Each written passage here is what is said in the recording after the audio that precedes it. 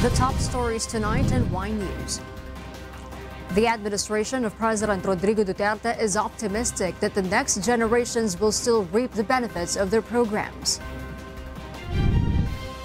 The fate of 5 appointees of President Duterte is now in limbo as the Commission on Appointments once again deferred their confirmation. More envoys vowed to strengthen the ties in trade and diplomacy with the Philippines as they paid their courtesy calls with President-elect Bongbong Marcos Jr. The Department of Education expects all schools in the country to conduct face-to-face classes in June.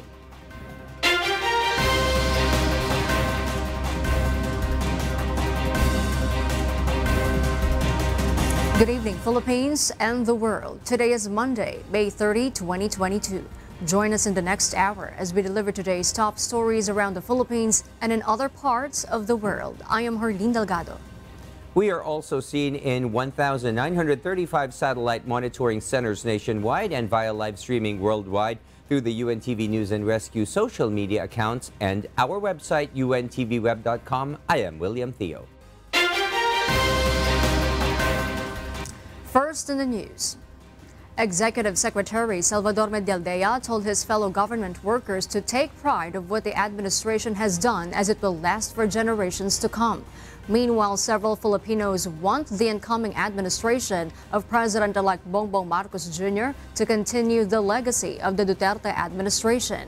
Here's Rosalie Cons to tell us why. Exactly 1 month left before President Rodrigo Duterte's term officially ends. Executive Secretary Salvador Medialdea is confident that the changes brought about by the Duterte administration will be felt not only in the years ahead, but will also be felt by the generations to come. The palace official insisted these changes will not be measured by the physical structures built or the funds utilized, but by the quality of life our fellow Filipinos are now enjoying. In the last 6 years of borrowed time, we were able to establish the needed change that our countrymen and women deserve. Serbisyong tunay na malasakit, especially to those that needed it most. This is important because our success as workers in government is not gauged by the number of monuments we have built, nor is it weighed by the amount of funds we have accumulated. Instead, it is measured by the actual lives we change for the better. He also recognized the contributions of all government employees to the Duterte administration. Secretary Medialdea has also expressed his gratitude to each and every one of them. 6 years of borrowed time proved not enough to fully enjoy his unconventional but very effective style of leadership that the world has not seen before. While this may be a closing chapter of a great moment for our nation, I am confident that President Duterte's legacy will not only be talked about in the years ahead, but will also be felt by the generations to come. Meanwhile, several Filipinos testified about the changes they felt during the last 6 years. They also want the incoming administration of President-elect Bongbong Marcos Jr. to continue the war on drugs as well as the infrastructure projects of the Duterte administration. Maganda naman yung papalakad niya. Nawala yung nabawas-bawasan yung mga addict, tsaka yung mga drugs, snatcher. Dami din, hindi lang yun. Tsaka yung sa bill, kung yan, yung mga skyway, at least nabawasan yung traffic kahit paano, may madaanan na. Yung Duterte legacy na naramdaman ko so far is yung tumatak is yung war against drugs. Yung parang kahit late night na umuwi, so far mas safe ka sa daanan. And then yung pangalawa is yung build project nila. Meanwhile, during the sidelines of the Duterte Legacy Summit, Executive Secretary Salvador Medialdea was asked about the plans of President Duterte after he formally steps down from office on June 30. Though he said he does not really know, he said the president mentioned about wanting to teach in Davao. The chief executive is also almost done, packing his things in Malacanang. On the issue of being the anti-drug czar of the next administration, Secretary Medialdea is not aware of the decision of President Duterte but revealed there's no formal offer yet coming from President-elect BBM. Rosa Licoz, UNTV News and Rescue. We serve the people, we give glory to God. The fate of 5 appointees of President Rodrigo Duterte is now in limbo as the Commission on Appointments once again deferred their confirmation hearing with only a few days left before Congress adjourns. Harleen Delgado will tell us why. For the second time, the Committee on Constitutional Commissions and Offices of the Commission on Appointments, or CA, deferred the confirmation hearing of 5 ad interim appointees of President Rodrigo Duterte. They are Commission on Audit Chairperson Rizalina Hustol, Civil Service Commission Chairperson Carlo Nograles, Commission on Elections Chairperson Saidamen Pangarungan, and Commissioners George Garcia and Amy Torrefranca Neri. This as Senate Majority Leader Mig Zubiri disclosed that some of his colleagues, including him and incoming cabinet members of the Marcos administration, want President-elect Bongbong Marcos to have a free hand in choosing the next heads of the commissions. I know for a fact that many members of the future cabinet of President BBM has asked me personally na kung pwede, ibigay na lang yung opportunity na yan sa ating bagong Pangulo, which I think is a very reasonable request. This is nothing personal, hindi po to personal. Mga kaibigan ko po sila. Kung 6 months ago to, wala tayong problema. Pero patapos ng Kongreso eh. Siguro naman it's proper and courteous or to extend courtesy to the new administration. During the hearing, the Senate leader opened the idea of invoking a CA rule, allowing any member to move for the suspension of consideration of nominations or appointments. He cited former Senator Juan Ponce Enrile using the same motion back in 2016 as a precedent, quoting him saying it would be unfair to the next president if the appointed ambassadors are appointed by the outgoing president. However, Senator Aquilino Coco Pimentel wants to have some flexibility on Zubiri's proposal, as he noted Hustol's credentials. Nasasayangan lang naman ako kasi walang opposition sa kanyang biodata. Yung mga career highlights niya, most outstanding. Maybe we can proceed on a case-to-case basis naman. But Zubiri proceeded with his motion, which was met with no objections. The confirmation hearing has been deferred to Wednesday, the last session of the 3rd regular session of 18th Congress. Zubiri says they can hold a caucus on the same day before the plenary session to see the numbers. The commission needs at least 13 votes to decide whether to confirm, reject, or bypass the ad interim appointees. Pwedeng magkabotohan kung i-bypass na lang or i-take up individually one by one. Sabihin nila, tingnan muna natin ang numero. Sino sa inyo na gusto ibigay na lang sa next administration? Pag nakakuha ng more than 13 votes yan, then that means gusto ng majority, wag na natin i-take up. So bypass siya. For his part, Garcia says they respect the wisdom of the committee and they would abide with the eventual decision of the CA. Ako personally, on what will happen to us, simply because at least ang importante lang, ako personally, ang importante lang, doon sa ilang araw o panahon na nandyan ako sa Commission on Election, at least we were able to conduct a very honest and peaceful election. Whether the members of the CA will uphold the appointment of the incumbent president or will just let the new president appoint, we definitely recognize that and we will highly respect that. Harleen Delgado, UNTV News and Rescue. We serve the people. We give glory to God. 5 personalities were named today as secretary designates to various departments of the incoming administration of President-elect Ferdinand Bongbong Marcos Jr. Nelmarie Bohok will tell us why.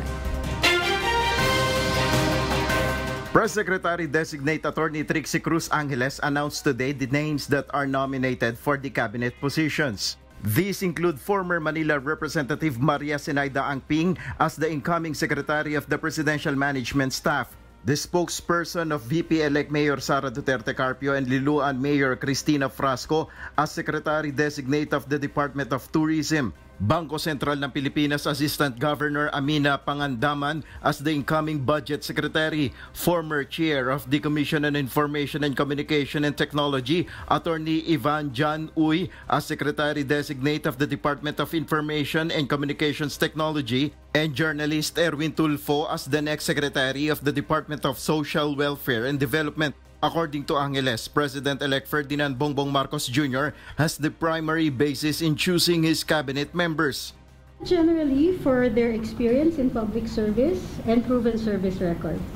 Angeles told reporters that all of the said personalities have already accepted the offer to be part of the incoming Marcos administration. Nel Maribuhok, UNTV News and Rescue, we serve the people, we give glory to God.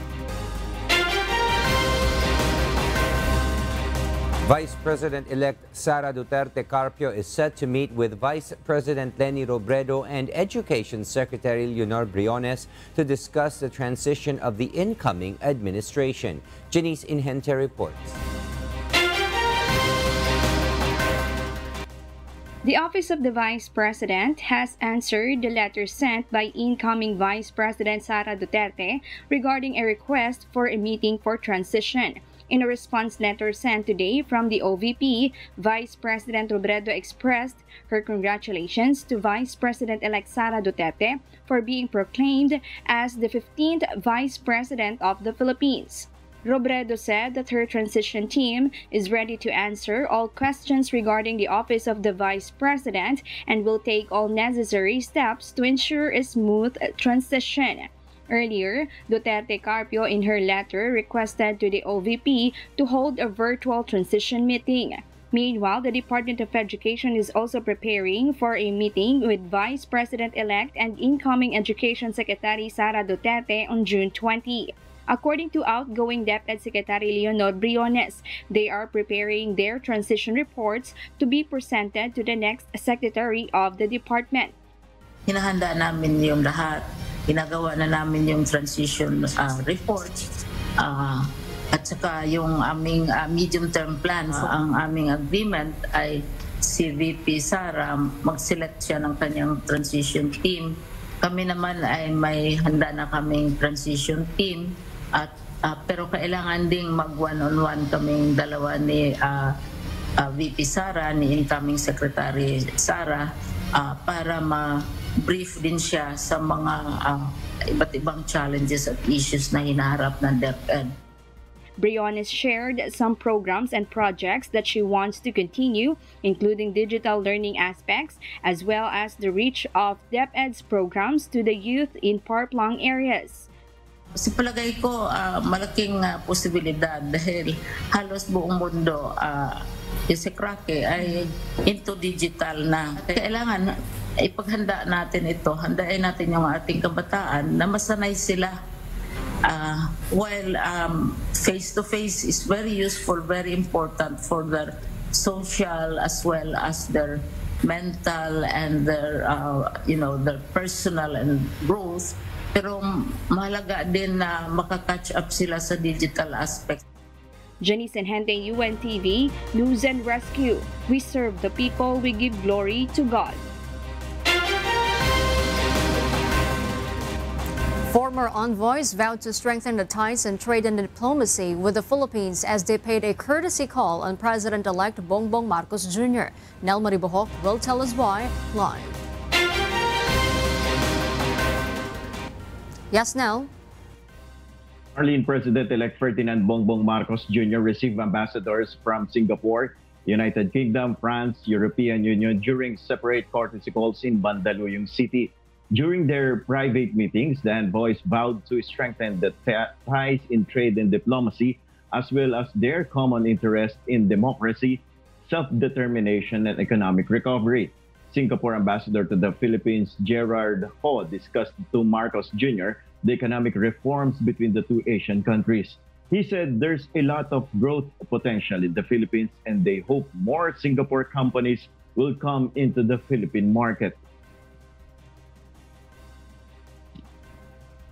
I think with the resumption of cross-border travel, as well as the passage of a lot of significant economic reforms in the Philippines under the current administration. We are hopeful that we will continue to grow this bilateral economic relationship with the Philippines.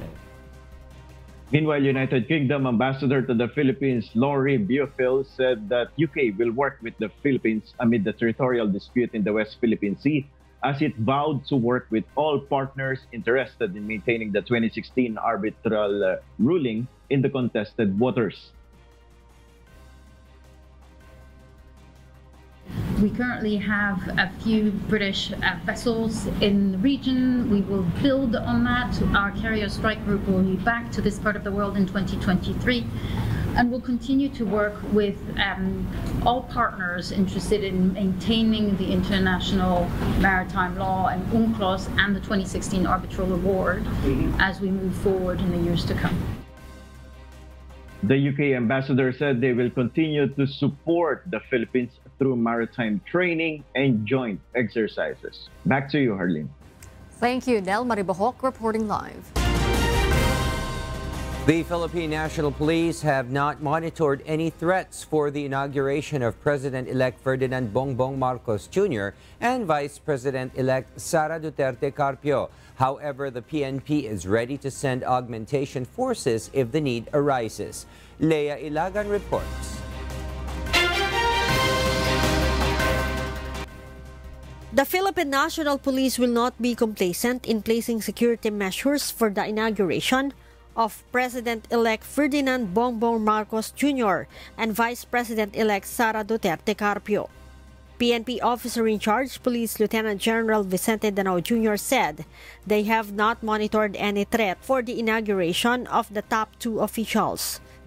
Should not be very complacent, considering that these are our leaders, top leaders of the land. We should always be on alert. So, atin pong i-ensure ang safety and security po ng ating President-elect and Vice President-elect. The PNP is anticipating a separate inauguration. Duterte Carpio is planning to have her oath-taking on June 19 in Davao City, while Marcos will do it on June 30. Danao ensured that the PNP is ready to send augmentation forces in areas where the inauguration will be held. Yes, for the inauguration of both our President-elect and Vice President, definitely the Philippine National Police is ready to respond to any eventuality. And as a matter of fact, we've been coordinated with the different focal persons para lang po ma-ensure natin ang safety and security ng ating President-elect and Vice President-elect. Regardless kung saang area nila gustong ma-inaugurate. If the need arises, we will augment. PNP Public Information Office Chief Police Brigadier General Roderick Augustos Alba earlier said they are ready to assist the Presidential Security Group in securing the two events. Leia Ilagan, UNTV, News and Rescue. We serve the people. We give glory to God.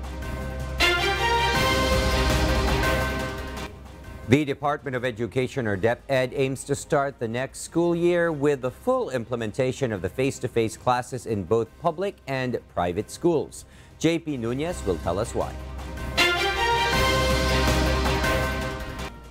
The Department of Education expects the full resumption of face-to-face classes in all schools in the country by June. DepEd Secretary Leonor Briones reports that local government units and the Department of Health continue to assess schools in the country for the conduct of face-to-face classes. Mayroon din tayong mga private schools na ina-urge natin, ina-encourage natin na bumalik na sila sa face-to-face. By June, which is already a few days away from now, sa next academic school year, in-expect natin na fully 100% na talaga ang pag-implement ng face-to-face. As of May 26, there are already 34,238 schools ready for the resumption of in-person classes. More than 33,000 are public schools while 1,174 are private schools. This consists of 73.28% of the total school in the country which are nominated for physical classes resumption. Meanwhile, Yusek Diosdado Macapagal also said that the department is still considering to retain blended learning even school resumes physically. Inihikayat na natin ang lahat ng paaralan na magsagawa ng face-to-face classes, pero tinitingnan po namin na blended, may face-to-face na mga araw at may araw na papayagan na nasa mga bahay pa rin natututo ang mga bata. Pero hanggat po, pag pinayagan na po tayo ng IATF na ang lahat ng paaralan ay magkaroon ng face-to-face classes, mga ilang araw, bawat linggo, ay iyan na po ay isusulong ng kagawaran ng edukasyon. Parents of students admit that they still fear the threat of COVID-19. However, they admit that physical classes are more efficient way of teaching than modular and online setup. Hindi pa rin mawawala doon yung pangamba dahil mga anak nakasalalay doon sa pag face to face. Nung umpisa po, nag-alinlangan, pero nang dahil nga din sa kawalan din ng signal sa yun sa online po, parang kulang yung yung natutunan nila sa kasi doon sila nabalin sa mga gadget. Nag-online po, pero mas maganda yung face to face po. Yung mga bata tamad sa module, ganyan. Okay naman din yung bata, wala naman din problema. Okay naman din yung katawan niya. Pinayagan na lang namin. DepEd clarifies that COVID-19 vaccines will not be required to students who will return to physical classes. There are also no plans to conduct COVID-19 vaccination inside the schools. The department leaves the decisions to parents whether they will let their children get COVID-19 vaccines before participating on the reopening of physical classes, as it is their constitutional rights. JP Nunez, UNTV, News and Rescue. We serve the people. We give glory to God. Health experts explain that once a monkeypox case is detected in the Philippines, it can automatically be considered as an outbreak. Aiko Miguel explains why. International Health Agency World Health Organization said that the sudden appearance of monkeypox simultaneously in several non-endemic countries suggests that there may have been undetected transmission for some time. Like WHO, Philippine health experts also explained, one case of monkeypox in a non-endemic country is considered an outbreak. Sinasabi din na outbreak, no? Even if isang kaso lang ang makita na magpa-positive for monkey virus, that is already considered an outbreak. Hindi kailangang mahigit sa dalawa, ay mahigit sa isa para matawag nating outbreak, no? So, outbreak kasi hindi endemic dito sa atin, and yet tapos lalong-lalo na kung walang history of travel, and yet nakapunta dito yung virus, then that means na we have to immediately contain yung pag-transmit ng sakit. Based on WHO's report, since May 13, 2022, monkeypox has been reported to WHO from 23 member states that are non-endemic. According to the WHO, the vast majority of reported cases so far have no established travel links to an endemic area and have presented through primary care or sexual health services. The recorded, confirmed, and suspected cases of monkeypox with no direct travel links to an endemic area is atypical. Meanwhile, health experts also say that if ever monkeypox hit the country, the healthcare system will not be as overwhelmed, unlike when COVID-19 emerged. From my own point of view, from somebody who fought against COVID-19, I am also still willing to fight against monkeypox virus. I think monkeypox virus will be a little bit easier to handle compared to COVID-19 kasi nga hindi nga siya ganun ka-contagious, and I know kung paano ko proteksyonan ang sarili ko. So pag nakita mo na yung mga rashes, then you have to isolate them. Mas mabilis siya ma-contain and less siya makatransmit na. So I don't think we will experience the same healthcare overload with COVID with monkeypox. The public is advised to be extra cautious and observe symptoms or lesions, especially when exposed to an individual from countries with monkeypox cases. Aiko Miguel, UNTV News and Rescue. We serve the people, we give glory to God. The Commission on Elections, or COMELEC, has started taking actions to prosecute individuals who might be involved in vote buying. Dante Amento has the story. The poll body's Task Force Contra Bigay has requested 210 concerned citizens to execute affidavit together with their evidence. This is for the Commission's potential filing of motu proprio cases against individuals involved in vote buying or vote selling. However, COMELEC acting spokesperson Director John Rex Laudianco says only 3 of them are willing to pursue their complaints. The Commission recently disclosed that they need the full cooperation of the public, particularly of the complainant, to indict the respondents and ultimately to have a conviction in court.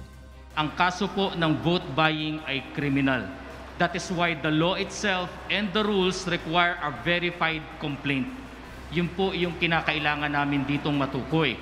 So hindi po siya ganun kasimple kasi nga po may pagkakakulong. As of today, the Task Force Contra Bigay received 1,111 reports through their Facebook page and official email. Meanwhile, the COMELEC Campaign Committee has recorded 1,954 overspending cases from the previous elections up to present. Some 370 already resolved with finality. A total of 544 disqualification cases were also filed on account of overspending, and 206 were also resolved. Overspending is a violation under RA 7166 based on Statement of Contributions and Expenditures, or SOSE. Dante Amento, UNTV, News and Rescue. We serve the people. We give glory to God. The Trade Union Congress of the Philippines believes that imposing additional taxes would further burden workers and their families. Thus, the group recommends to the Marcos administration to properly collect taxes and improve programs to curb illegal smuggling. Eileen Cerudo will tell us why. Bukod sa taas ng presyo ng mga basic needs, mababawasan din ang purchasing power ng kanilang pang-araw-araw na sahod. Dahil sa napakataas ng inflation, mababawasan talaga automatic ang pang-araw-araw na sahod na tinatanggap ng mga manggagawa. At ang kasalukuyang sahod ng mga manggagawa ay napakaliit at hindi na sapat. In order to help in paying the national debt, the Department of Finance recommended to impose additional taxes. The Trade Union Congress of the Philippines, however, said it will be more practical for the Marcos administration to just focus on making sure all taxes are collected under the current tax laws. The labor group added that instead of imposing additional taxes, the government should double their efforts to stop illegal smuggling in the country. Pinapanukala na namin dapat doblehin din ang kanilang pagsusumikap na ipatupad at ayusin ang pangungulekta ng buwis sa kasalukuyang tax code o sa kasalukuyang batas at mga regulasyon tungkol sa buwis. Any other form of corruption within the government should also be stopped, according to the TUCP. The group explains the money should have been used for paying government debt. Nandyan din yung aming panukala na dapat habulin ng gobyerno, lalong-lalo na itong Marcos administration, ang illegal smuggling. Ang laking nawawala sa kaban ng bayan kapag hinahayaan o hindi sapat yung enforcement ng gobyerno sa paghahabol ng mga illegal smugglers at illegal smuggling activities. If the government does want to push for additional taxes, the labor group recommends that the administration should open dialogue with various sectors in the country to determine the current situation of the people. This would help in deciding whether imposing additional taxes is necessary or not. Ang aming suggestion sa incoming Marcos administration na sana naman bago magpatupad ng panibagong tax measures ay inihiling namin ang kanyang economic managers na magsagawa ng social dialogue at public consultation sa mga apektadong sektor kagaya ng mga labor workers sector at yung mga businesses and employer sector. President-elect Bongbong Marcos Jr. previously said that further studies are needed before deciding on imposing new taxes. I think that's an examination we really have to undertake.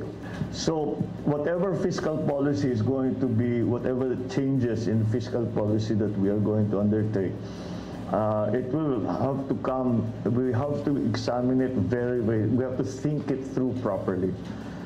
So yung mga pabigla-bigla na tinataas, binababa, hindi natin magagawa yun. Eileen Cerudo, UNTV News and Rescue. We serve the people. We give glory to God.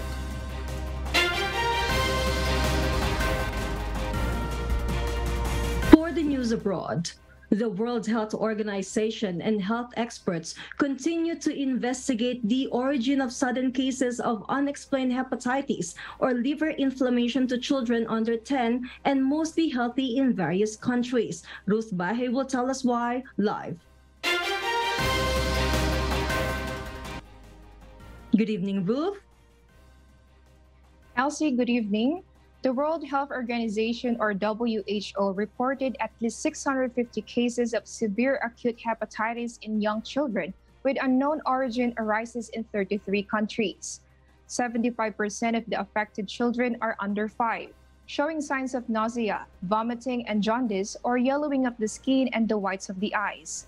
Most of the confirmed cases are from the United Kingdom, with 222 children and 216 cases in the United States. International investigations also show that most of the children got sick in March and April. This disease appears to be more severe, with small percentage of cases requiring liver transplants.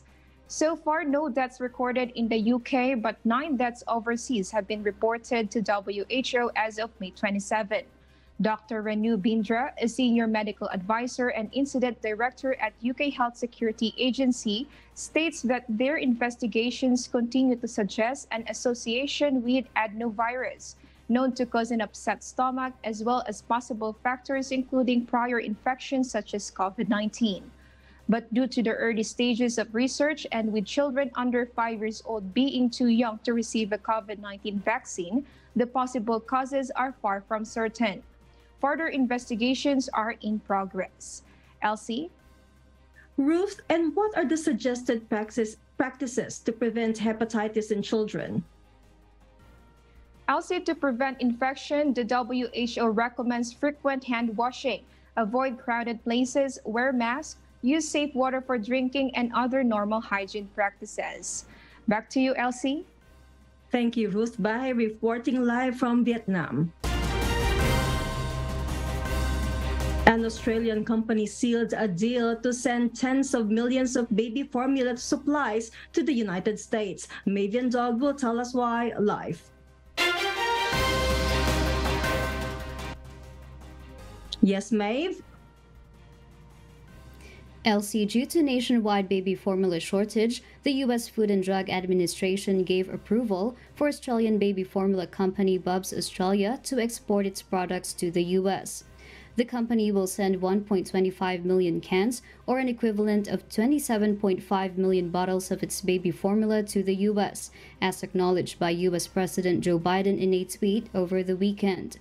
Around 500,000 cans are ready to be sent to the U.S. from Melbourne, Australia, while 750,000 will be in production and for export in the coming months. The shortage in the U.S. comes after major manufacturer Abbott Laboratories issued a nationwide recall in February this year, following federal investigation amid reports of infant illness. U.S. FDA has already relaxed its rules for importing baby formula products from foreign markets. FDA Commissioner Robert M. Califf also states that they anticipate additional products from manufacturers and suppliers worldwide in the near term. Meanwhile, Bubs Australia CEO Christy Carr reassures Australian customers that the country's supply will not be affected and that they have taken steps to immediately increase the level of future production. Elsie? Maeve, what else is the U.S. government doing to tackle its nationwide shortage? Well, Elsie, the White House also encourages multiple agencies in the U.S. to restore their stockpiles through extra domestic production and also to coordinate the transportation of raw materials around the country. But aside from that, Elsie, the FDA will remain to exercise enforcement discretion to make sure that the formula products meet their safety standards. Back to you, Elsie. Thank you, Mavian Dog, reporting live from Australia. Russia is stepping up its efforts to take control of Ukraine's Donbas region, while Ukrainian President Volodymyr Zelensky visits the front line in his first appearance outside the capital since the start of war. Marvi Delphine will give us the details live. Marvi? Elsie, the strategic city of Severodonetsk in eastern Ukraine is in danger of becoming the next Mariupol as Russian forces relentlessly bombed critical infrastructure and destroyed 90% of its buildings. The city is one of the last major areas under the Ukrainian control and in recent days has become the epicenter of Moscow's quest to capture the Donbas region. On Sunday, President Zelensky addressed the shelling by Russian troops in the Luhansk and Donetsk regions of Donbas. І їм все одно, якою кількістю життів доведеться заплатити за цю спробу підняти.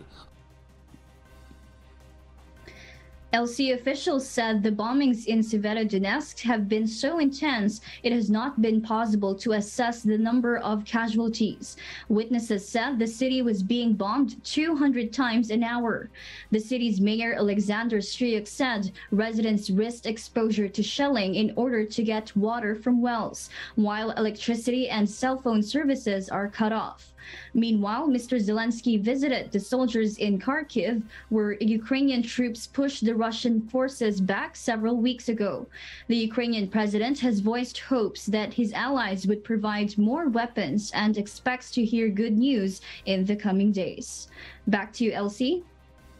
Thank you, Marvi Delphine, for that live report. And those are the reasons behind the news in other parts of the globe. I am Elsie Marcos, reporting live from Auckland, New Zealand. Good evening.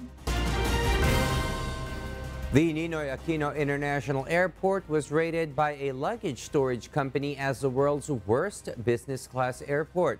But the Department of Transportation asked the public not to believe the rating. Ashur Kadapan Jr. tells us why.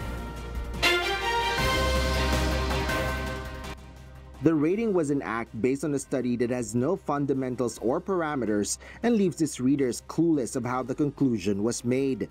Transportation Secretary Arthur Tugade explains this after the Ninoy Aquino International Airport was rated the world's worst business class airport by Bounce Luggage Storage. The said company operates in several airports in the United States and Asia, but not in the Philippines. The Department of Transportation says that according to the study, the scoring was based on the number of destinations, on-time performance, and rating from Skytrax. But Tugade emphasizes that the number of destinations is dictated by and determined through bilateral and air services negotiations. And then they said, there are no flights. Please do not forget that the Philippines is a destination airport. It is not a hub airport. Having said that, since it is a destination airport, the flights that move in and move out are much lesser than a hub airport. The Transportation Secretary also stresses that the study says our own on-time performance was below without mentioning certain percentage. Nevertheless, Tugade disputes the result of this aspect, emphasizing that NAIA receives a higher on-time performance at the time of the Duterte administration, far cry from the previous core. Before 2016, the on-time performance of the NAIA International Airport was barely 40%. In 2019, the on-time performance, according to Skytrax, a very prominent and reputable organization, was 83%. With this, Secretary Tugade denies the basis of the rating. Let me just stress, please don't believe that app. Asher Kadapan Jr., UNTV News and Rescue. We serve the people, we give glory to God. Our Kasangbahay, as the world faces these trying times amid the pandemic caused by coronavirus, we are inviting everyone to join the global prayer for humanity from Monday to Friday, 9:30 p.m. Philippine time through the social media accounts of Members Church of God International.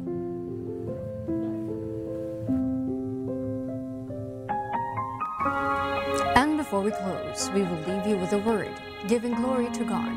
From the book of Romans, chapter 15, verse 1, it says, "We then that are strong ought to bear the infirmities of the weak, and not to please ourselves."